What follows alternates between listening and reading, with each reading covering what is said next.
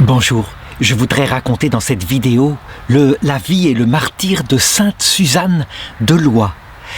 Autrement dit, Sœur Marie-Rose, une religieuse bénédictine qui fut véritablement à l'âge de 53 ans le modèle pour toute une série d'autres sœurs qui du coup, devant son courage, son regard franc, le regard qu'elle porta sur l'accusateur public en 1794, alors qu'elle était confrontée à la haine la plus sordide, fut un exemple pour les autres sœurs qui acceptèrent de suivre le Christ jusqu'au bout.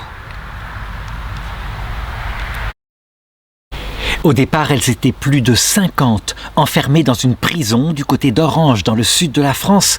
Mais un certain nombre d'entre elles, plus de 20, furent sauvées en définitive parce que, en fait, elles étaient exécutées par petits groupes et fort heureusement.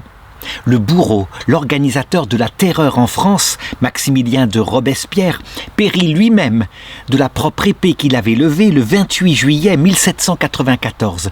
Et donc celles qui étaient encore vivantes furent sauvées de cette façon-là. Elles ne sont pas canonisées, celles-là, mais elles le mériteraient, bien sûr. Elles auraient suivi sans problème jusqu'à la mort. On peut dire que cela nous montre que la canonisation et la béatification, en général, c'est donné comme modèle au reste de l'Église, mais ça ne veut pas dire que ceux qui ne sont pas béatifiés et canonisés ne sont pas eux-mêmes très saints au ciel, bien sûr. Celles qui ont survécu ont donc été là pour témoigner et pour nous raconter comment la première d'entre elles, la première parmi les martyrs, donc cette petite sœur, Suzanne de Lois, sœur Marie-Rose, témoigna devant Dieu. Qui est-elle d'abord ? Il faut regarder son origine et sa naissance. Lorsqu'elle naît en 1741, le 4 février, nous sommes encore dans l'Ancien Régime et sur la France règne un climat de paix, mais une paix qui déjà, est secouée par des idées qui se répandent, à savoir, il y a évidemment une imperfection, tout n'est pas parfait. Il y a par exemple des privilèges insupportables qui attirent la jalousie de ceux qui ne les ont pas. Et c'est vrai, les quelques nobles qui sont là, qui sont descendants en particulier de familles qui ont combattu pour défendre la France au Moyen-Âge, maintenant, ils n'ont pas d'impôts, ils ont des privilèges comme la chasse et ils s'attirent la jalousie sans avoir autre mérite que d'être nés dans la bonne famille. Il est donc évident qu'il faut une réforme sur la France et que les gens le désirent tous en majorité. Cependant, cette réforme-là, parce qu'elle vient trop tard, peut-être parce que le roi Louis XIV a été un roi absolument absolu, justement, ayant un pouvoir absolu, qu'il a donc tendu le désir de liberté qui est présent dans le cœur de l'homme, parce que le roi Louis XV a prolongé l'absolutisme de son ancêtre, et parce que le roi Louis XVI, lui, va être un roi très faible, très doux, un roi qui véritablement aurait été prêt à faire les réformes, mais parce qu'il ne les a pas faites assez tôt. Comment aurait-il pu les faire ? Il aurait fallu être prophète pour pouvoir se rendre compte des choses. Toujours est-il que lorsqu'elle naît, évidemment, le monde en France paraît en paix, mais il ne l'est déjà plus. Les idées des Lumières se sont donc répandues et avec elles, l'idée de l'égalité, il faut que les privilèges soient abolis, l'idée de la liberté. Il ne doit plus y avoir comme ça un pouvoir soumis à la puissance d'un roi qui est sacré à Reims et qui prétend régner au nom de Dieu.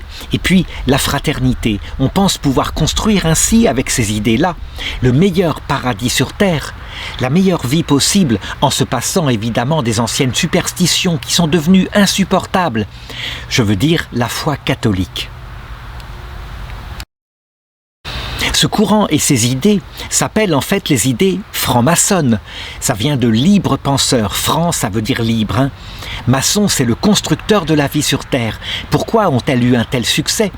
Sans doute parce que il y a eu, dans les siècles précédents, les guerres de religion, bien sûr, et la religion chrétienne, du coup, en se montrant fanatique chez certains, à cause de la foi en un dogme ou en un autre, qui sont d'ailleurs indémontrables, s'est attiré à un moment donné, dans les parties les plus cultivées du peuple de France, l'idée qu'il fallait se libérer ainsi de ces idées anciennes. La franc-maçonnerie, à cette époque-là, donc au moment de la naissance de la petite Suzanne Agathe de Lois, elle est en 1741 encore croyante. Je veux dire par là qu'il n'y a pas de francs-maçons athées.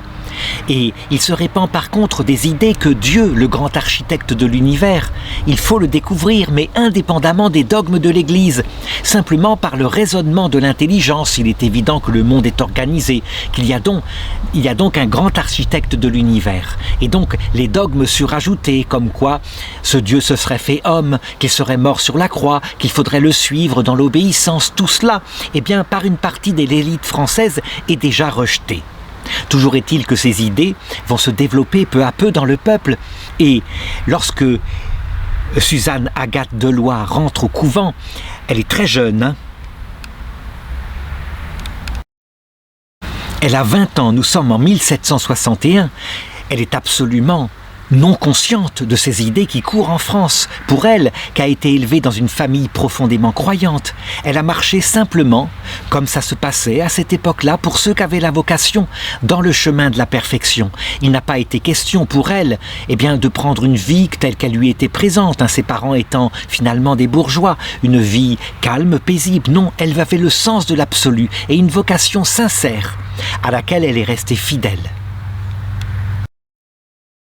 Lorsqu'on est jeune à cette époque-là et qu'on a le sens de l'absolu, lorsqu'on est une jeune fille, on choisit un monastère évidemment bien tenu, pas un monastère décadent. Et c'est ce qu'elle fait. Elle entre dans le monastère des Bénédictines de l'Assomption, consacré au culte de Notre-Dame dans son Assomption. L'Assomption n'est pas encore un dogme à cette époque-là, mais les fidèles très souvent y croient de tout leur cœur. Il faut savoir que l'Assomption, ce sera un dogme simplement du XXe siècle. Et là, on est au XVIIIe siècle. Quelle est la vie des religieuses bénédictines à cette époque-là ? C'est une vie de prière et d'ascèse, avec le travail qui vient meubler les moments où on ne prie pas, où on ne dort pas. Véritablement, c'est donc une vie vraiment consacrée à Dieu. Pourquoi est-ce qu'on soumet son corps à une dure ascèse ? Pour ne pas s'endormir, pour ne pas être l'une de ses fiancées qui n'a plus de lampe, plus d'huile à sa lampe à un moment donné, et lorsque l'époux revient à l'heure de la mort, qui serait en train de sommeiller. Donc, il faut se maintenir toujours en veille de cette façon-là, et c'est ce qu'elle fait. En réalité, les bénédictines, qui suivent la règle de Saint Benoît, elles héritent en ligne directe via Saint Cassien de l'expérience des premiers moines qui, au IVe siècle, ont compris que pour marcher vers Dieu, lorsqu'on se consacrait dans l'absolu ainsi, il fallait 2 pieds. Le pied de la mystique, l'amour de Dieu, la prière. Et deuxièmement, le pied de l'ascèse, un dur traitement donné à son propre corps pour ne pas s'endormir. Donc, elle est admise à 20 ans avec la bénédiction de ses parents, elle fait son noviciat et 1 an plus tard, comme ça se passe à l'époque, et ça aussi, ce sera un reproche de la part des révolutionnaires, à savoir que tout de suite, au bout d'1 an, on fait sa profession perpétuelle, pour toujours. Il faut remarquer que l'Église tiendra compte des remarques des révolutionnaires, et maintenant, le droit canonique impose, après 2 ans de noviciat, de faire 3 ans de vœux simples, provisoires, peut-être renouvelable une première fois avant de s'engager pour toujours dans la vie religieuse. À cette époque-là, parce que on est fondé sur des âges beaucoup plus durs où l'engagement, on le tient quand on se donne, il suffit d'1 an de regard de cette façon-là et la profession perpétuelle intervient tout de suite. C'est ce que va faire Sœur Marie-Rose parce que c'est le nom qu'on lui a donné comme nom de religion. Et je dirais, c'est un nom tout à fait spécial. Je ne crois pas que, à part Rose de Lima, que ce nom de Marie-Rose ait vraiment été très usité à cette époque-là, même si à notre époque, peut-être, il est donné davantage. Je ne suis pas tout à fait sûr qu'elle ait pris ce nom de Sœur Marie-Rose en l'honneur de Sainte Rose de Lima, qui avait déjà été canonisée. En fait, en 1671, elle avait été canonisée, donc finalement, 50 ans à peine après sa mort. C'était une mystique qui avait vécu dans le Nouveau Monde, mais qui n'était pas bénédictine, qui était dominicaine.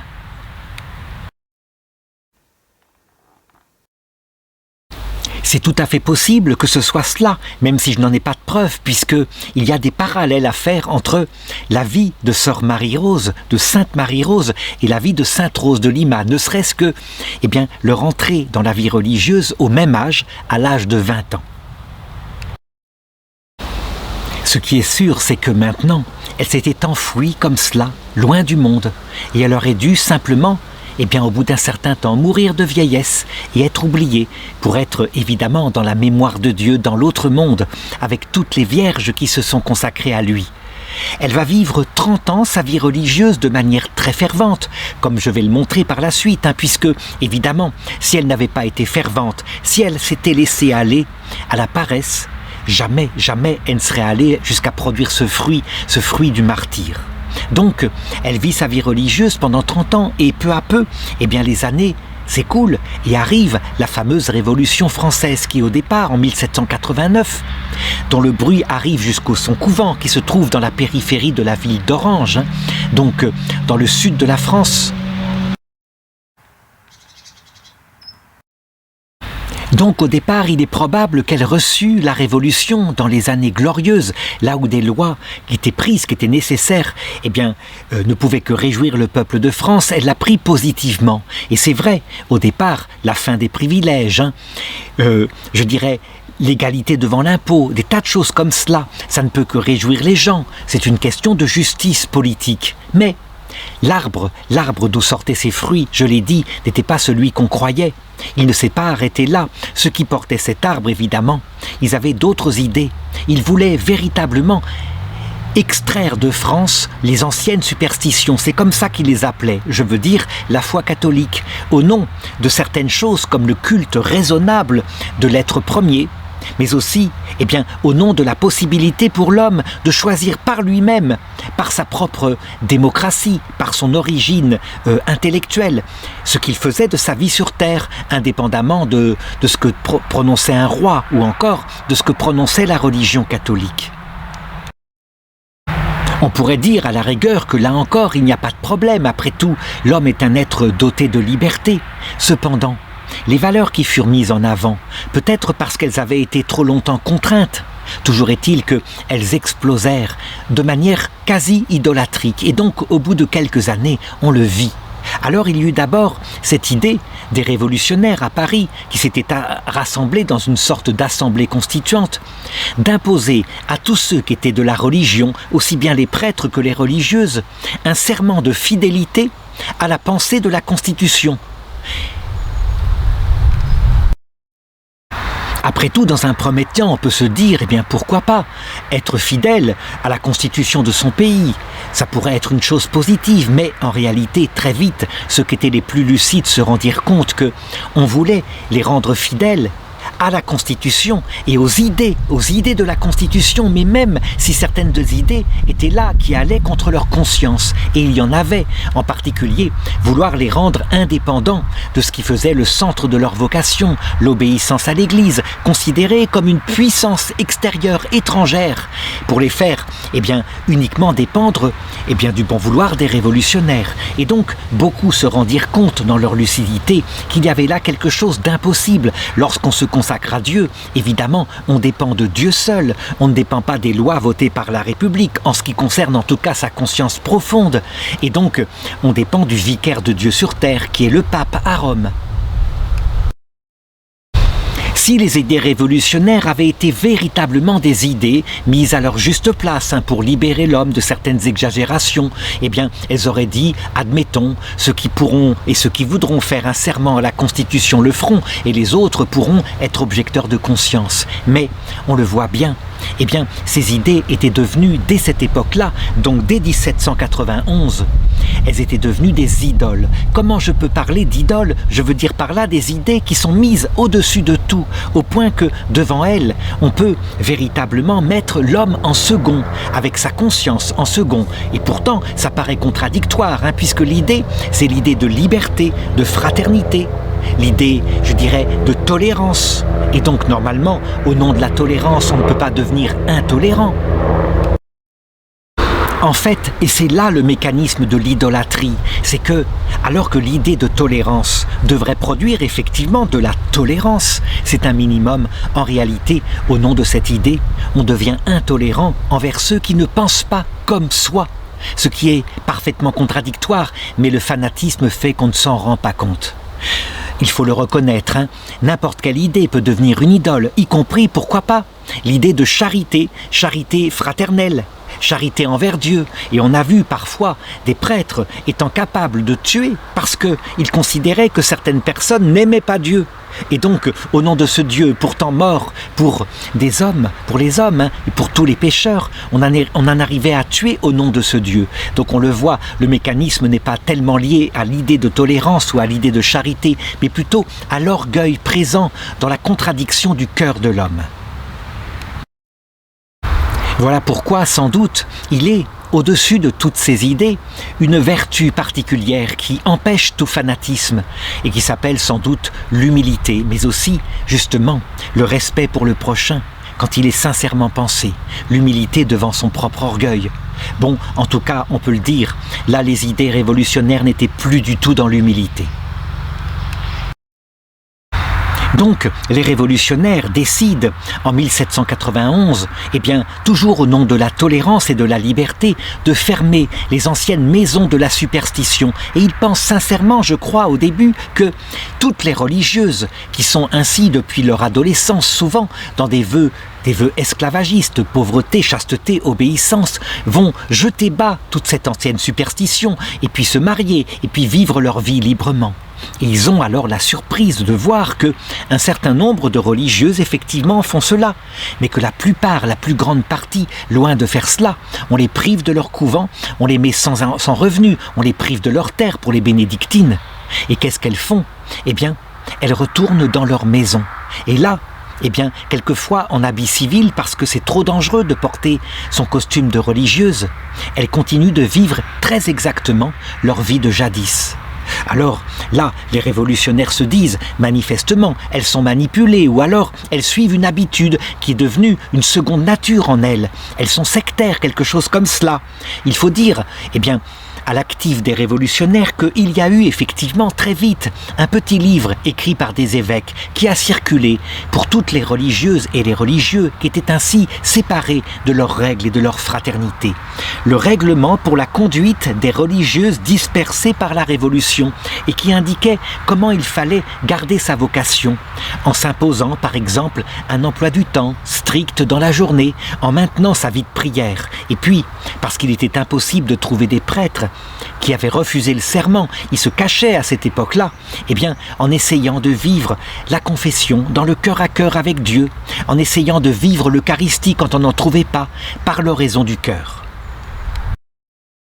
En tout cas, en ce qui concerne sœur Marie-Rose, au point de départ séparée de ses autres sœurs et donc sans soutien, elle se réfugie tout simplement chez son propre frère qui, comme elle, est un catholique fervent, un catholique extrêmement courageux, on peut le dire. Et quand il va accueillir ainsi sa sœur et puis quelques autres religieuses peut-être, il va mettre en danger sa propre vie et sa propre famille, puisque lui c'est un homme marié. Pour bien le prouver, il suffit de regarder le destin de ses propres enfants à ce frère. 3 de ses filles entreront dans la vie religieuse. Donc l'une d'elles, par exemple, Thérèse Rosalie Deloye, elle choisira d'entrer en 1790, donc en plein début de la Terreur, dans le couvent du Saint-Sacrement de Bolène, couvent qui lui-même, quelque temps plus tard, 3 ans plus tard, alors qu'elle est encore novice, sera déportée et sera enfermée dans cette même prison d'Orange. Et beaucoup d'entre elles, beaucoup de ses sœurs seront martyrisées. Je peux citer par exemple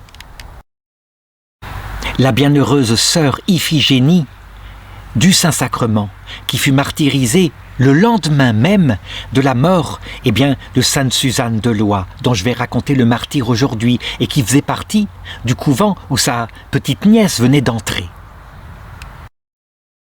Je l'ai dit, ce frère qui était un homme extraordinaire, qui peut-être n'est pas canonisé, mais que nous pouvons vraiment considérer comme le méritant, bien sûr, il avait le courage, en pleine terreur, de cacher non seulement sa sœur, mais dans son grenier, un prêtre qui avait refusé le serment à la Constitution, qui était donc en danger de mort. Et il était là, extrêmement intelligent, rusé, très calme, se promenant dans la rue et pouvant éviter jusqu'au bout toutes les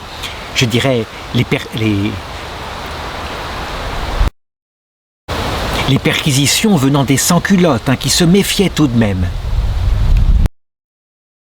En tout cas, Pour sœur Marie-Rose, c'était une bénédiction. Avoir un tel prêtre comme ça dans la maison de son frère, eh bien c'était pouvoir recevoir le sacrement de l'Eucharistie et aussi le sacrement de pénitence. Donc, véritablement, sa vie chrétienne était là et ils étaient capables de se donner du courage l'un à l'autre en vue de ce qui attendait et qui va se produire, eh bien, moins de 2 ans plus tard. En effet, le 12 Ventose de l'an 2, c'est-à-dire le 2 mars 1794, alors que sœur Marie-Rose est âgée maintenant de 53 ans, eh bien, voilà que une convocation tombe, parce que elle ne se cache pas, hein, elle est réfugiée chez son frère. Une convocation tombe de la part de la municipalité de Sérignan, en même temps que 2 de ses sœurs en religion, Henriette Faury et André Minute. Elles doivent venir là pour prêter serment à la constitution civile du clergé. Donc, c'est une convocation qui, au départ, évidemment, n'est pas véritablement une mise en danger de leur vie. Mais on estime que, en les faisant venir de cette façon-là, ça se passera bien, elles prêteront serment et puis on passera à autre chose. Les municipaux qui la reçoivent, évidemment, lui indiquent qu'elle doit prêter serment. Et là, elle est en tête de ses sœurs avec un grand courage. Et elle refuse tout net. Dans le procès-verbal, il est marqué « Les 3, tout ensemble, ont refusé de prêter ce serment, malgré tout ce qu'a pu ajouter le maire pour les y porter. » L'échec de cette première convocation, eh bien, voilà ce que font les municipaux. Il leur signifie qu'ils ont 10 jours de réflexion et que dans 10 jours, ils devront se présenter de nouveau pour prêter ce serment à la Constitution. Et là, elle répond que pour elle, ce serait une véritable apostasie. On ne va pas attendre 10 jours, 7 jours plus tard, et peut-être parce qu'il y a eu des directives venant de Paris. Il faut dire qu'à cette époque-là, nous sommes en pleine terreur. La terreur, pourquoi s'est-elle répandue? Parce que des ennemis de la Révolution, aussi bien à l'extérieur, par exemple l'Empire d'Autriche, qu'à l'intérieur, par la révolte des pays à l'ouest de la France, eh bien, la Révolution se sent en danger. Celui qui préside à cette terreur, c'est évidemment Robespierre avec son âme damnée, qui s'appelle Saint-Just, qui est un tout jeune homme, mais qui pour lui, eh bien, il faut absolument, à peine est-on suspecte, exécuter, tout simplement, et la terreur permettra de sauver la sainte Révolution française.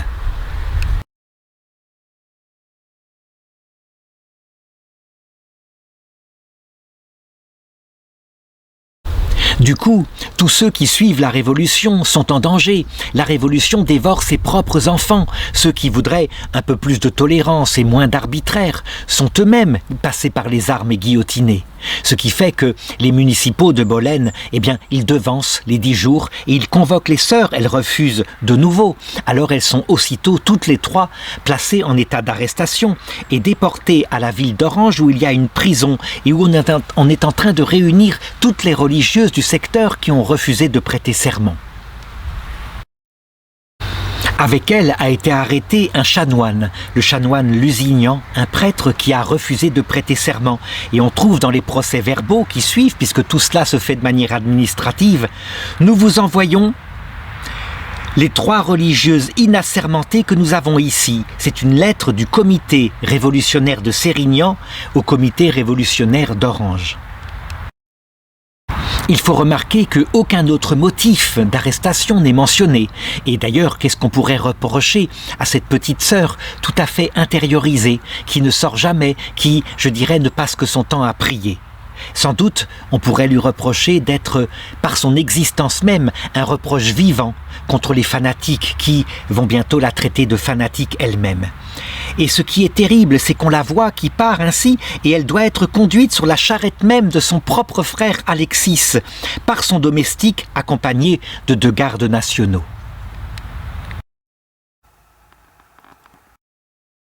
Elle arrive donc à la prison de la Cure le 10 mai. Et sœur Marie-Rose y trouve d'autres religieuses qui sont là et qui déjà se sont organisées. Elle n'a plus qu'à se fondre dans le genre de vie qu'elles se sont données pour se soutenir l'une l'autre. Un horaire qui est une forme de vie religieuse, un peu comme ça se passait dans les couvents, avec un lever très tôt à 5 heures du matin, et puis un temps d'oraison silencieuse, et puis un temps d'office. La messe, quand il y avait un prêtre qui était là avec elle enfermé pour pouvoir leur y faire assister. Dans ce groupe qui était là, évidemment, toutes étaient ferventes. Il n'y eut pas besoin, je dirais, de quelqu'un qui menait particulièrement. Elles se soutenaient l'une l'autre, parce que elles vivaient certes leur vie de silence, mais elles se donnaient évidemment un rythme, comme elles avaient appris dans leur vie religieuse. Il fallait aussi des temps de récréation, des temps de discussion. Il fallait soutenir celles qui étaient plus faibles, celles qui étaient plus jeunes. Il y avait parmi elles de toutes jeunes filles, et puis des religieuses plus âgées, plus expérimentées, comme sœur Marie-Rose. On sait par des témoignages que dès ce moment-là, elle s'imposa comme un leader de ce groupe, vraiment, et les gardes révolutionnaires s'en rendirent compte, au point que, après 2 mois de cette vie, le 17 Messidor, donc le 5 juillet, parce que maintenant, on avait décidé de passer à l'acte, donc, à la peine de mort, pourquoi pas? Nous étions là véritablement en pleine terreur. La première religieuse qui fut convoquée par le tribunal révolutionnaire ainsi réuni, qui avait donc un président et un accusateur public, ce fut sœur Marie-Rose. Les révolutionnaires s'étaient dit que si ils arrivaient à la faire céder, la première, elle qui était moteur de tout le groupe, les autres, manifestement, paisiblement suivraient. Il faut savoir que, à cette époque-là, en pleine terreur, il n'y avait plus qu'une apparence de légalité. Je veux dire par là que tout est sous forme d'un tribunal, mais que les choses sont rapidement évacuées. Le président d'ailleurs, dont on a le nom, il s'appelait le président Fauvetti, il va droit au but et il lui demande immédiatement de prêter serment, d'arrêter de s'obstiner de cette façon-là, et les choses s'arrangeront, et d'entraîner ensuite les autres sœurs dans la même chose. Et là, il va se mettre en place une discussion, et elle le dit tout à fait franchement. Pour moi, le serment à la constitution civile du clergé, ce serait tout simplement une apostasie. J'ai fait serment à mon Seigneur, je me suis engagé par vœu, et donc comment pourrais-je prêter un serment à autre chose qu'à lui ? Manifestement, ce président, qui peut-être était de bonne volonté, ou peut-être jouait dans ce rôle, dans cette geste macabre, le rôle de gentil, il laisse la parole maintenant à celui qu'on appelle l'accusateur public, qu'on pourrait appeler maintenant le procureur. Et l'accusateur public, pour se donner une idée de ce que ça pouvait être, la haine et la violence dans ses propos, nous avons fort heureusement, non pas un film de cet accusateur qui s'appelait Viau, mais de quelqu'un qui lui ressemble, quelqu'un qui a exercé le même rôle dans l'Allemagne nazie, envers ceux qui résistaient à Adolf Hitler. Il s'appelait Adolf Freisler, et voici un petit film où on le voit en train d'exercer. C'est un film extrêmement impressionnant. Il se passe après l'attentat joué par des résistants contre Hitler, et il faut savoir que cet accusateur qu'on va voir ici en acte, crachant la haine, humiliant ses prisonniers, au point que certains qui étaient des généraux n'avaient même pas de ceinture pour tenir leurs pantalons de manière à ce qu'ils puissent ne pas se défendre. Il périt quelque temps plus tard dans un bombardement de Berlin. Et je pense que c'est l'un des plus fanatiques. Mais souvent, les plus fanatiques étaient en fait, parfois, les plus lâches. Donc, voici un film qui représente ce procureur et qui donne une idée de la manière dont devait parler ce procureur ou cet accusateur public Viau.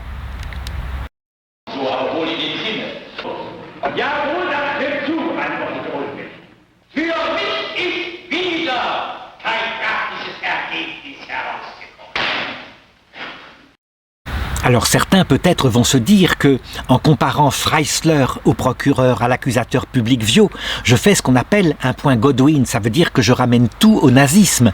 En réalité, nous le savons, dans la Révolution française ainsi et dans sa décadence, lorsqu'on s'était donné une idole à travers des idées révolutionnaires, quelles qu'elles soient, on a le mécanisme de tout ce qui s'est passé au cours du 19e et 20e siècle, à chaque fois qu'il y a eu un génocide ou des crimes contre l'humanité.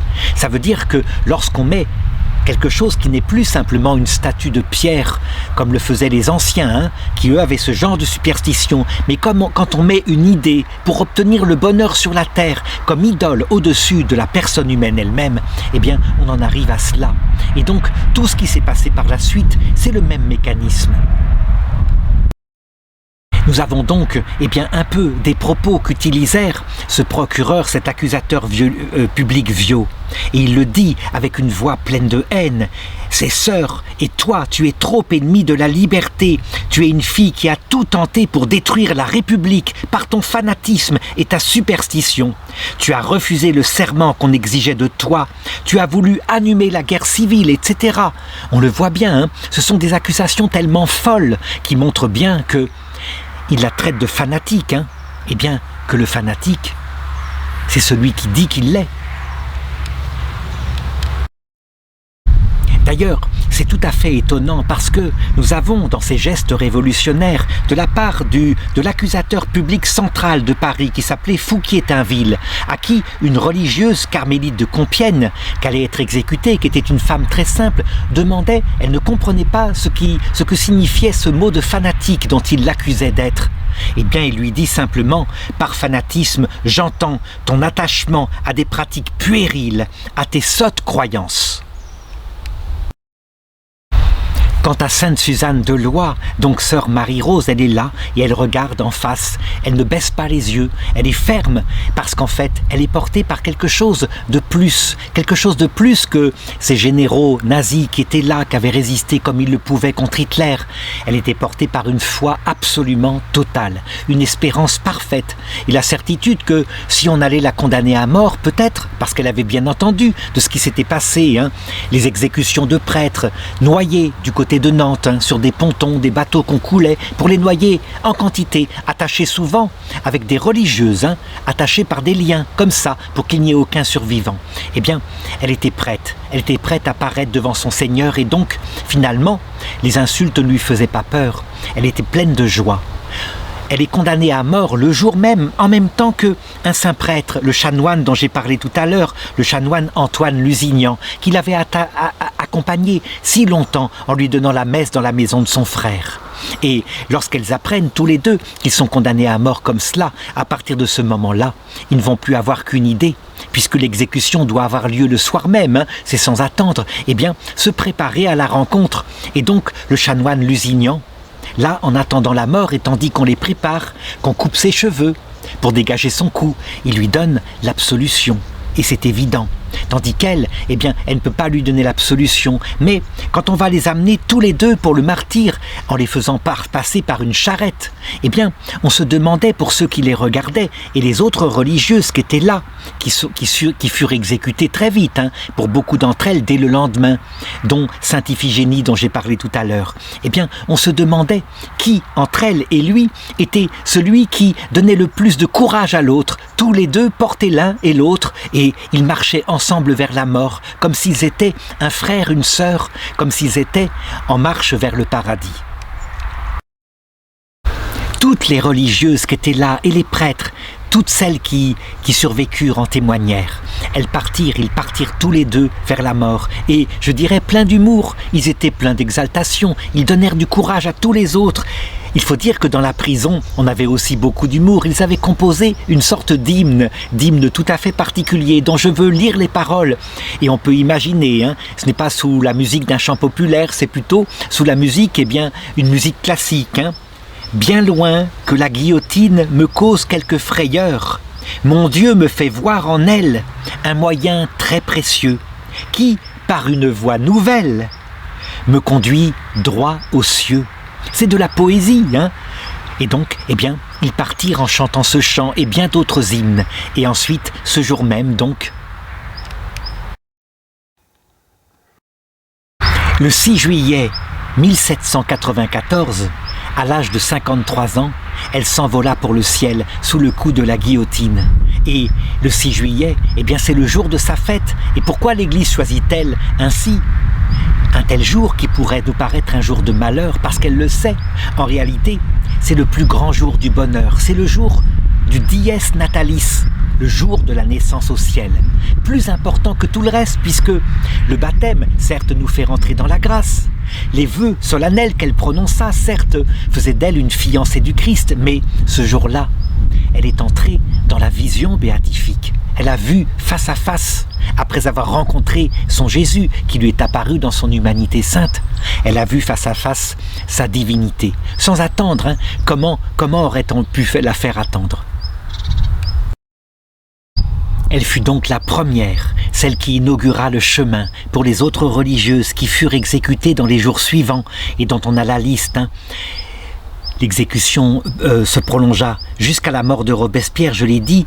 Quant au corps de ces martyrs, ils furent tous jetés dans des fosses communes, dans le champ Lablane, dans la commune de Gabet, à 4 km de la ville, au bord de l'Aigle, et une chapelle y a été bâtie en 1832.